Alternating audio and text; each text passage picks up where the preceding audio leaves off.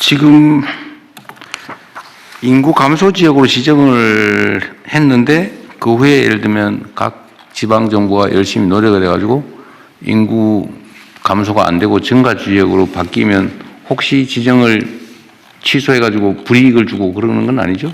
네, 그 인구 감소 지역에 관한 규정을 지금 개정을 할 예정이고요. 뭐 올해 하반기에 새로 5년간 지원할 지역을 지정하게 되는데요. 재지정하게 되는데요. 그때는 인구 감소 지역으로 지정됐다가 인구가 늘어난 지역은 인구 이 활력 플러스 지역으로 인구 플러스 활력 지역으로 이렇게 그러니까 이게 우리가 이제 정책을 할 때 그런 고려를 해야 될 것 같은데요. 근데 뭔가 문제가 생겨가지고 이제 지원 대상으로 선정이 됐는데 막 열심히 노력해가지고 개선이 됐어요. 그럼 딱 탈락을 시켜버려요. 그러니까 더 그렇게 되지 않게 더 많이 지원할 예정입니다. 네, 좀 그거는 열심히 한 데 대한 평가를 그러니까 그걸 해야 될 것 같아요. 네.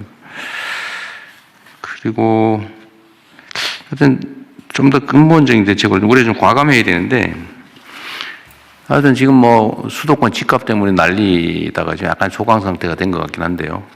근본적인 문제는 수도권 집중해서 오는 거고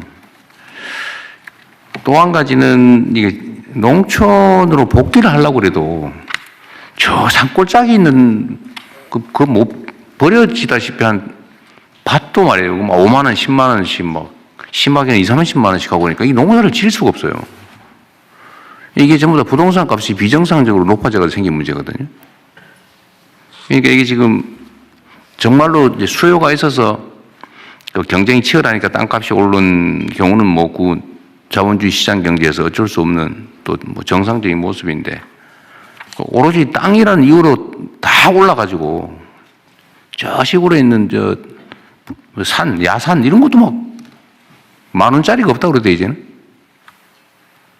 그러니까 이게 다시 귀농 기촌을 하려고 해도 가서 이 털을 잡기가 어렵다고 합니다.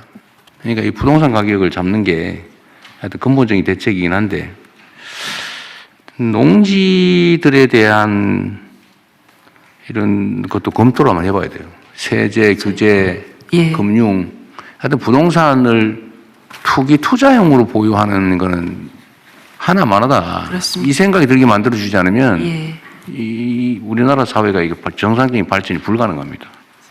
그런데 그런 점도 좀 근본적인 부분도 좀 고민을 해야 돼요. 농지제도에 대한 검토와 지금 저희가 농지은행 프로그램을 진행하고 있는데 그것도 하는데 같이 검토하겠습니다. 하여튼 방치되어 있는 게 너무 많고 국토의 효율적 이용도 안 되고 이게 좀 수도권 집중으로 인한 문제도 심화시키고 귀농하려도 어렵고 그러니까 이게 귀농 비용 귀농 기촌 비용을 최소화하는 줄이는 방법도 연구를 해야 될 것 같아요. 좀 더 근본적으로.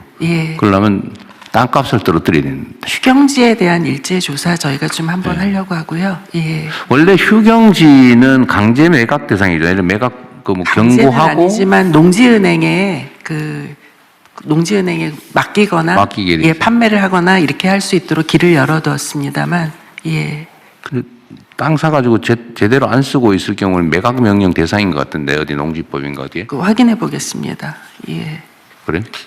매각 명령 대상도 있는데 매각 명령 하는 사례가 없다고 그러더라고요. 지금 그래서 농지 제도는 근본적으로 손을 봐야 되는 단계에 오지 않아요. 농사를 짓겠다고 땅을 사놓고 농사를 안 지으면 뭐 이행 명령인가를 하고 그래도 안 하면 매각 명령을 하게 돼 있는데 한 사례가 없다고 하더라고요. 맞습니다. 그러면 안 되지. 저희가 지금 업무 보고에도 보고를 드렸는데 올해 하는 저희 개혁 과제 중에 하나가 농지제도에 대한 것입니다. 그러니까 이게 이제 집 문제 다음 단계로는 일반 부동산 문제로 우리가 이제 정책적으로 넘어가야 될 텐데 하여튼 농지 문제는 농어촌 복지 지원이요. 이게 영농을 하는 경우에 지원이 되는 그러니까 농업지원제도 위주로 되어 있어서요. 그러니까 80, 90이 되신 어르신들도 이 농지를 내놓질 않습니다. 그래 땅값 오를 것 같아서 그런 거예요. 그렇잖아. 땅값 안 오를 것 같다 그러면 농사 안 지면 내놓는 게 정상인데 땅값 오를 것 같으니까 다 가지고 있죠. 아니요, 그 땅값만이 문제가 아니라 물론 애착도 농사를 있죠. 짓고 있어야 각종 지원을 받을 수 있기 때문이거든요. 그래서 농어촌 기본소득을 실시하는 것과 아울러서 그렇게 농사를 짓지 않더라도 지원을 받으실 수 있게 이렇게 하면 농지를 내놓을 수 있고 농지은행에 내놓고 이것을 다시 귀농자들에게 제공할 수가 있습니다. 그러게. 뭐 어쨌든 그것도 한 방법이겠네요. 복지 문제하고 농지 문제를 분리하자는 거죠. 네. 그러니까 농사 짓지 않고 농촌에 거주하는 것 자체에 지원을 해주면 농지를 내놓을 거다. 예, 그렇습니다. 네, 그런 것도 있겠고요. 하여튼 그런 근본적인 고민도 해야 됩니다. 그렇게 이게 하겠습니다. 지금 우리나라 농지 관리가 너무 엉망이잖아요. 예. 투기 대상이 돼버렸잖아요. 어느 날. 예. 경자유전 원칙이 헌법에 써져 있죠. 네, 그렇습니다. 헌법에 경자유전이라고 써놓고는 그걸 법률을 만들어가지고 온갖 방식으로 전부 다 위헌 행위를 하고 있는 거잖아요, 지금. 그래서 그걸 다시 정상으로 돌려야죠. 하겠습니다. 예.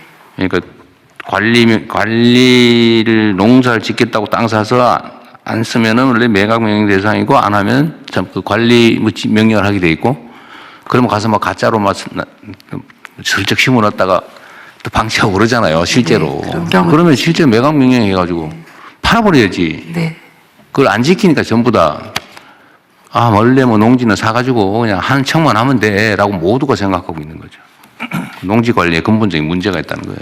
알겠습니다. 그래서 그것도 필요하면 예. 인력을 대규모로 예. 조직을 하든지 해가지고 예. 전수조사하고 예. 농사 짓는다고 사가지고 방치해 놓은 거는 이제 강제 매각 명령 받는다. 과징금에 더하기 다음 단계 매각 명령이니까 안 하면 강제로 파는 거죠. 예. 그것도 별도로 한번 그렇게 검토해서 하겠습니다. 보고하도록 하십시오. 예, 그렇게 실태 하겠습니다. 조사하고 어떻게 처리할 건지. 하여튼 문제는 이 나라의 모든 문제의 원천은 이게 이 부동산 문제예요, 부동산. 하여튼 지방의 인구가 2만 명이 늘어났다는 건 매우 줄어들지 않은 것만 해도 다행인데 또 늘어났다고 하니까 다행이네요. 어쨌든 좀 더 힘을 내보면 좋겠습니다. 네. 한번 볼까요? 네.